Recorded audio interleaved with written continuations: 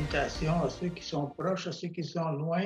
C'est un privilège pour moi de vous apporter mon témoignage d'une longue vie dont une bonne partie a été sans connaître vraiment Christ et l'autre, ben, avec Dieu, où il s'est passé de belles grandes choses. Alors moi, je viens d'une famille de 8 enfants. Je suis le troisième et j'ai été élevé à Marieville. Je ne connaissais pas l'Église baptiste de ce coin. Mes parents étaient de bons religieux catholiques et on est déménagé à plusieurs reprises et à l'âge de 13 ans, j'étais à la Prairie et mon professeur, c'était un religieux, c'était un frère de l'instruction chrétienne et à ce moment-là, j'étais un peu un jeune perturbé et lui, il a su gagner ma sympathie. Et à la fin de l'année, il m'a dit, Richard, on a un camp à Saint-Michel-des-Saints, ça t'intéresse, tu peux aller passer l'été. Alors j'ai accepté et le reste en est suivi. Je suis devenu un pensionnaire chez les frères de l'instruction chrétienne à Phillipsburg et à la Prairie et j'ai fait mon noviciat à Oka. Donc j'ai pris la soutane et j'ai suivi le courant sans trop me poser de questions. Ne voulant pas perdre ma vocation, comme on disait. Et ensuite, j'ai fait l'école normale à la Prairie et j'ai commencé à enseigner. J'ai enseigné à Montréal, j'ai enseigné à Cowansville. J'ai fait mes vœux perpétuels à l'âge de 23 ans, en 67. Donc, de pauvreté, de chasteté et d'obéissance, selon les règles de la communauté en question. Et bon, jusqu'à ma troisième année d'enseignement, j'enseignais seulement à des garçons. Mais à partir de Cowansville, j'avais une classe mixte. Et c'était comme un peu un début de découverte d'une première moitié d'une moitié de l'humanité qu'on avait plus ou moins cachée ou tenue à l'écart. À la fin de cette année de Cowansville, j'ai participé à un camp je ne sais trop pourquoi, mais j'étais à contre-cœur et je n'étais pas dans un contexte religieux. Et là, il y avait des garçons, mais il y avait aussi de très belles jeunes filles en bikini. Et moi, je ne connaissais pas ce genre de personnage. Et ça a été un choc assez brutal de, de, de l'éveil de ma sexualité qui avait été enfoui pendant une dizaine d'années de ma vie. Et je suis allé voir mon directeur spirituel et je lui ai dit, écoute, moi, là, je ne suis plus capable, je n'aime pas une femme. Il m'a dit, Richard, tu es en crise, reste donc une autre année avec nous, puis c'est encore temps de changer d'idée si tu juges bon. Il ne m'a pas jugé, il m'a juste encouragé.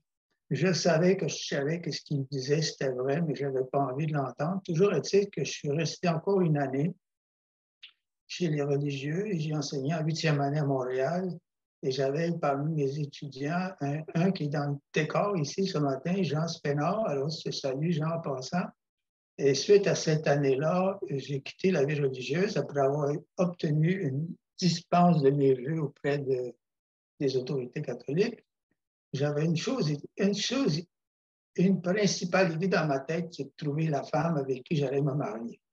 Moi, je ne venais pas d'un milieu vagabond, un milieu du monde, je venais d'un monde religieux. Je suis allé étudier à l'Université de Sherbrooke parce que je remettais aussi en question ma profession d'enseignant, puisque je ne l'avais comme pas choisi. Je suis allé étudier à Sherbrooke et dans les premiers jours que j'étais à Sherbrooke, je suis allé conduire un colloque dans une réunion où il y avait, Agathe, des hôtels. Et dès que j'ai vu cette jeune femme souriante et épanouie, j'ai eu le coup de foudre. Alors, je sais ce que c'est d'avoir le coup de foudre. C'est ce qui m'est arrivé donc en 69. Et après quelques temps de courtisage à son insu, je lui ai proposé de se fréquenter et j'avais déjà l'impression qu'on irait loin ensemble. Et après un moment d'hésitation, elle a accepté et on s'est fréquenté assidûment pendant les 10 mois qui ont suivi. Mais ça n'allait pas trop bien à l'Université de Sherbrooke et on remettait beaucoup de choses en question. On est dans les années 70. Alors, ma priorité, c'était de me marier et puis de vivre l'aventure avec ma nouvelle, ma femme. Donc, je suis allé faire un bref séjour en Afrique, au Burundi. Et quand je suis revenu, on s'est mariés. C'était le 4 septembre 1970 et on est allé à l'aventure. Je suis allé retourner dans l'enseignement à Bonnéville, en Alberta. Mais j'avais tellement aimé mon bref séjour en Afrique que ma femme a dit, moi aussi, je vais aller en Afrique. Et finalement, l'année d'après, on s'est rendu au Burundi. Et par un hasard de Dieu, peut-être, je me suis retrouvé à travailler avec les religieux de la communauté où j'étais avant, mais moi, j'étais marié. Sauf qu'en 72, il y a eu une tentative de coup d'État au Burundi et suivi d'une terrible répression. Il y a eu plusieurs milliers de morts. Et moi, j'ai dit, je ne veux plus travailler pour un gouvernement sanguinaire parce qu'on avait tué plusieurs Hutus dans le pays. Et on a décidé, mon épouse et moi, d'aller vivre en Suisse. Alors, j'ai quitté un des pays les plus pauvres de l'époque pour aller vivre dans un des pays les plus riches. Et là, j'ai trouvé un emploi rapidement dans une petite école privée qui s'appelle l'École Alpina. Et les années passent et malgré que j'ai une épouse extraordinaire et merveilleuse, je n'ai pas connu d'autres femmes dans ma vie et la convoitise me dévore au point que je ne suis plus heureux. Pourtant, je vis dans un village extraordinaire en face des Dents du Midi. J'ai un emploi extraordinaire et je décide dans les vacances de Noël que je vais aller voir ailleurs. Alors, mon épouse, se sentant complètement impuissante et dépassée, m'a laissé aller et je suis allé en Italie, ce qui n'est pas anodin. J'avais un arrière-plan très catholique, même si j'étais plus aussi pratiquant. Et je suis allé visiter plusieurs endroits et surtout le Vatican. Et, c'est à cet endroit que se situe mon cri à Dieu du fond du cœur. Moi, j'écrivais un journal, je l'ai ici devant vous, là. J'écrivais un journal et je priais Dieu, mais en même temps, j'avais tellement le désir de découvrir d'autres femmes que je n'avais jamais découvertes. Et j'ai dit à Dieu, parce que je me disais, j'ai une bonne femme, elle est enceinte, et moi, si je m'en vais chercher ailleurs, c'est comme un goût, je ne serai jamais satisfait. Alors, c'est quoi la solution? Et j'ai dit à Dieu, j'ai crié à Dieu, j'ai dit, si tu existes, fais quelque chose, parce que moi, je suis perdu. Moi, je suis perdu. Et finalement, je ne peux pas dire que j'ai vu des étincelles et que j'ai tremblé de tout mon être, mais je sais que ça a été euh, d'ouvrir la porte de mon cœur. Et c'est à ce moment que Christ est entré dans ma vie, si bien que ma vie n'a plus été la même. J'ai continué mon voyage. J'ai eu le privilège de visiter euh, le Pompéi, le Vésuve. Je suis rentré à la maison, j'étais un autre homme. J'étais né de nouveau. Et j'avais écrit dans mon journal, on aura un livre sur notre table de salon, puis on va le lire, ça va être la Bible. Personne ne me dit ça. Me dit ça, mais pour moi, c'était comme aller m'allaiter au sein maternel dans la parole. Et Dieu m'avait dit aussi, sur la route de retour, je t'ai donné tout ce que tu avais besoin pour être heureux. À toi de l'apprécier, en parlant de mon époux. Alors, il avait raison. Et je suis rentré à la maison avec un grand désir de servir Dieu et d'approfondir la Bible. Quelques mois plus tard, donc 3 mois plus tard, 4 mois plus tard, des gens sont venus vendre un livre dans le village où j'habitais. Et le titre du livre, c'est Et si c'était vrai? Voilà le livre.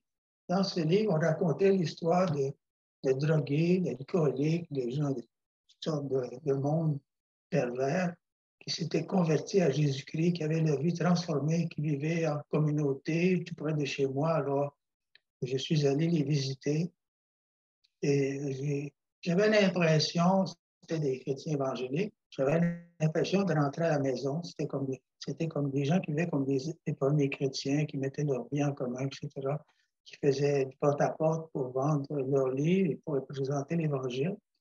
Alors, j'ai été profondément troublé parce que moi, j'avais toujours la pensée catholique et j'ai discuté avec eux et finalement, je pense que le Saint-Esprit m'a tombé dessus et j'ai fini par OK, c'est ça, vous avez raison, j'ai perdu tous mes arguments et finalement, j'ai été baptisé dans le lac Léman en 1974 avec l'idée de rentrer au Québec. Ça faisait 4 ans qu'on avait quitté le Québec. Et j'avais l'impression que j'avais découvert quelque chose que personne ne connaissait encore au Québec. Donc, on s'est emmené évangéliser le Québec et finalement, on s'est retrouvé à Sherbrooke. Et un hasard ou un hasard de Dieu, j'appelle ça une Dieu-cidence, pas une coïncidence. Je me suis retrouvé, on s'est retrouvé chez les frères, la communauté, l'Assemblée des frères à Sherbrooke. Mais j'avais une idée dans la tête parce que j'avais vu ça. Non, je pense que en tout cas, je suis obligé de sauter des étapes. Toujours est-il qu'en 1975, on a ouvert un café chrétien à Sherbrooke qui s'appelait L'eau vive. Et ça a été l'occasion d'un réveil pour plusieurs jeunes qui se sont convertis. Mais entre-temps, j'ai reçu une invitation d'aller travailler avec des missionnaires en Afrique. C'est-à-dire qu'à ce moment-là, on avait une maison communautaire à Sherbrooke qui s'appelait la maison Portland, prétention, parce qu'elle était sur le boulevard Portland. Et on avait une petite communauté là, après avoir laissé un peu l'Assemblée des frères. Et j'ai reçu une invitation d'un pasteur missionnaire au Tchad qui m'a dit on cherche un couple pour nous aider parce que c'était un couple âgé qui avait plusieurs années de ministère de mission. Et bon, je leur ai écrit c'est bien beau ça parce que mais comment on va vivre? Comment on va vivre? Vous voulez qu'on aille travailler avec vous, mais comment on va vivre? Alors, on nous a répondu, on a la foi pour vous, venez-vous-en. Alors, j'ai vendu ma voiture, on s'est acheté nos billets d'avion et on est partis, les cinq, donc j'avais 3 enfants à l'époque, pour aller vivre en Afrique. Donc, c'était pas au Tchad, à ce moment-là, c'était en République centrafricaine, où j'ai travaillé pendant 7 ans, 7 mois. Et pendant ces 7 mois, j'ai été témoin de 700 conversions. 700 conversions. Il y avait vraiment un réveil extraordinaire qui se passait là. Mais le frère du missionnaire que j'allais accompagner, qui est remplacé, Jean-Pierre Burcard, il y avait une orphelinat au Tchad et puis il y avait aussi une église au Tchad. Compliqué mon histoire, mais essayez de me suivre. Et donc, je suis converti, je suis consacré à Dieu, je n'ai qu'un désir, c'est de le faire connaître. Et quand je suis au Tchad, je dirige une petite école de formation de disciples ou de formation d'anciens pour les églises d'une zone très pauvre. Et la mission avec laquelle j'étais reçoit une demande d'ouvrir une école qui avait appartenu au missionnaire M. Burka, que j'avais remplacé, dans le village voisin. Et moi, ça m'a interpellé. J'avais un arrière-plan d'enseignant et j'ai décidé que j'ai dit à la mission, moi, je suis intéressé d'ouvrir cette école-là si jamais Dieu pourvoit. Et Dieu a fait des provisions jusqu'à un certain point. Et, mais mon épouse a été malade. Il a fallu rentrer au Québec et j'ai dû dire au responsable de la mission au Tchad, je ne sais pas si je pourrais revenir en Afrique parce que je ne sais pas comment je vais trouver du soutien. Et j'avais donné quelques mois à la mission avant de donner une confirmation que j'allais retourner au Tchad. J'ai consulté famille, amis, église et personne ne semblait intéressé à l'idée de soutenir un tel projet. Et j'avais dit au responsable, c'était Jean-Pierre Burcard, le fils de M. Burcard, j'avais dit, écoute, donne-moi jusqu'au 15 décembre avant que je te donne une confirmation que je vais retourner au Tchad pour ouvrir le collège en question. Et le 14 au soir, alors que je suis encore à me poser la question comment je vais faire pour retourner là, qu'est-ce que je vais faire, Seigneur, il faut que j'envoie un télégramme demain, il faut que je dise qu'est-ce que je vais faire. Et je suis étendu sur mon divan pendant que mon épouse prépare le souper et je reçois clairement, non pas audiblement, mais clairement dans ma tête, si tu dis non à ce projet, c'est pas à des hommes que tu dis non, c'est à moi. C'est aussi clair que ça que vous entendez. Alors, je suis allé voir mon épouse, je lui ai dit, regarde-moi dans les yeux. Je te présente le directeur du collège chrétien de Bessada. Et ça a été un acte de foi et d'obéissance absolue. Et les jours ont passé, les semaines ont passé, les mois ont passé où je me préparais, je cherchais du financement, je savais comment j'allais retourner. Et parce que c'était dans le plan de Dieu, au mois d'août suivant, donc août 84, je retournais en Afrique avec mes enfants et on a ouvert le collège chrétien de Bessada en pleine période de guerre civile et de famine. Et Dieu a agi. Mais les voies de Dieu sont insondables. Moi, j'ai appris qu'il est souvent déroutant, mais qui est parfois déroutant, mais qui n'est jamais décevant, hein, puis qui est toujours étonnant. Alors, je pensais que j'allais être en Afrique pendant une dizaine d'années au moins avant de rendre le collège financièrement autonome, autrement. Mais Dieu en avait évalué autrement. Au mois de mai qui a suivi, donc mai 85, mon épouse supportait très mal la malaria et elle s'est retrouvée à l'hôpital avec des oppressions, avec le sentiment qu'elle va mourir et qu'elle s'en va en enfer. Elle était vraiment dans une période très sombre. Et finalement, on a fait appel aux anciens tchadiens et missionnaires. Ils ont prié sur elle et elle a dit, je me sens pas guéri, mais Jésus a dit, croyez que vous l'avez reçu, vous le verrez s'accomplir. Alors, sur ces paroles, ils ont quitté et moi, je suis resté à côté d'elle. On était dans une chambre chez le médecin missionnaire américain qui travaillait dans un hôpital au près de chez nous. Et puis, comme j'étais étendu sur mon lit, j'ai demandé au Seigneur, mais qu'est-ce qui arrive? Tu sais, on est missionnaire, on a une provision, on était partenaire avec un organisme humanitaire pour les directeurs d'école, etc. Et le Seigneur me dit, ta femme n'est pas faite pour vivre en Afrique, mais vous, vous continuez là. Wow! Alors, toujours est-il que mon épouse est rentrée au Québec et moi, je suis resté au Tchad pendant quelques mois. Je suis allé le visiter dans l'été, je suis retourné et j'espérais que mon épouse soit guérie. Et en tout cas, après un certain temps, mon épouse était toujours au Québec et moi au Tchad. Et j'ai dit, Seigneur, on ne peut pas rester comme ça pendant des mois et des mois en étant séparés. Au bout de 3 mois et 3 semaines, Dieu avait prévu une solution pour que le collège puisse avoir quelqu'un qui prenne la relève. Et moi, je suis rentré au Québec avec, avec une certaine tristesse, mais comprenant que c'était ce que je devais faire. Alors, on est rentré. Je suis rentré avec mon fils aîné qui est encore avec moi. Et j'avais juste une idée, c'était de repartir quelque part en mission. Et en ce moment-là, je pensais à Haïti. Je me disais, Haïti, c'est moins loin que l'Afrique. Il y a des Noirs, c'est un pays pauvre, c'est tout ce qui m'attirait. Alors.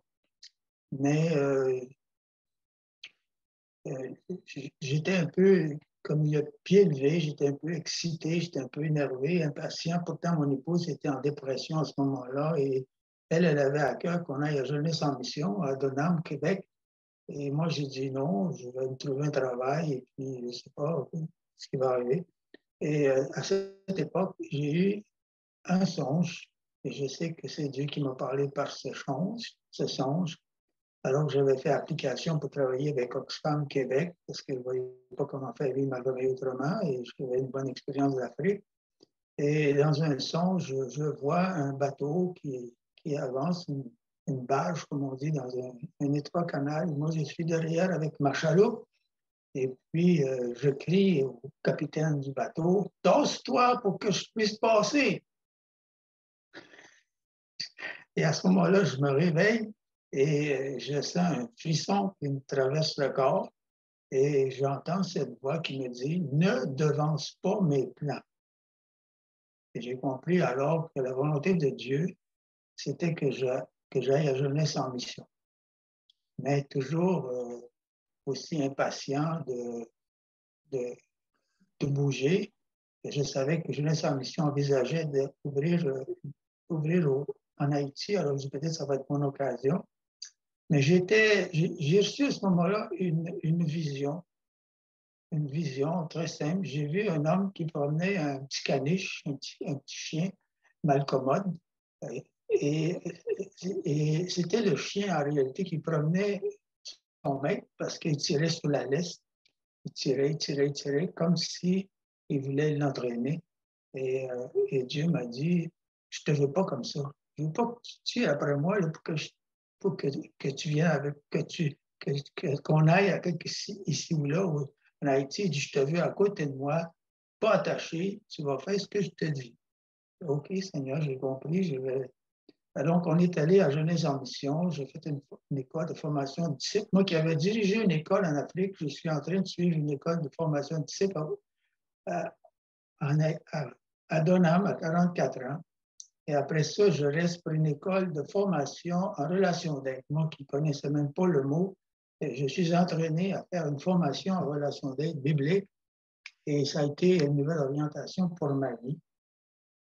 Et quand j'étais là, quand j'ai fini, je suis resté un bout de temps à Jeunesse en mission. Et un jour, je faisais de la plomberie. Pas que je suis plombier, mais que j'étais disponible et j'ai aidé à réparer la plomberie dans le bâtiment. Et un jour, j'étais dans le sous-sol en train d'ajuster des tuyaux qui coulaient encore. Et puis, j'ai dit, Seigneur, j'ai prêché à des foules en Afrique. Qu'est-ce que je fais dans le cave de Donham? Qu'est-ce que je fais ici? Bien, j'ai entendu le Seigneur me dire, si moi je suis content de ce que tu fais, pourquoi te plaindre?